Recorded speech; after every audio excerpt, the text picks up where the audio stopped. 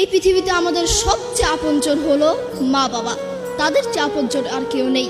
আমাদের উচিত তাদের সাথে সুন্দর আচরণ করা, তাদের সাথে সুন্দর ব্যবহার করা।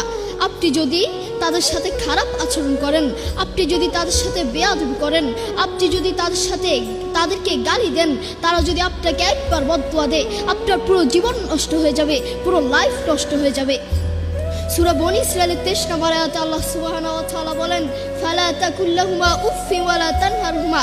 Allah said in the Quran, say not to them uff and do not repel them. তোমরা তোমাদের মা বাবার সাথে উফ কথাটিও বলো না এবং তাদের সাথে খারাপ আচরণ করো না। বন্ধু তোমাকে বলছি যুবক ভাইরা মনোযোগ দিয়ে শুনবেন।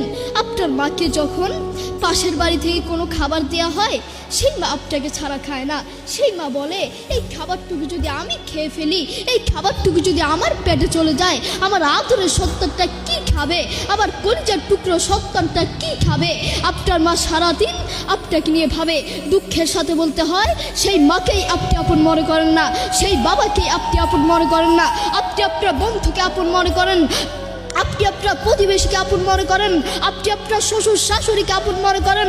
আপনার যদি একদিন ডায়রিয়া হয়, একদিন রোগ হয়, একদিন বড় কোনো ক্যান্সার হয়, ওই বন্ধু আপনার কাছে আসবে না, ওই প্রতিবেশী আপনার কাছে আসবে না, কিন্তু আপনার কাছে আপনার মা এবং বাবা আসবে।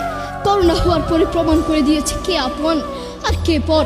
করোনা হওয়ার পরে বন্ধু বন্ধুর কাছে যায় নাই, করোনা হওয়ার পরে স্বামী স্ত্রীর কাছে যায় নাই, করোনা হওয়ার পরে একজন প্রতিবেশী আরেকজন প্রতিবেশীর কাছে যায় নাই।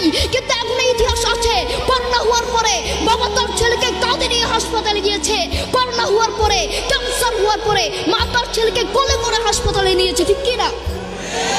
এখন ইতিহাস সাক্ষী আছে। আপনার মা আপনার বড়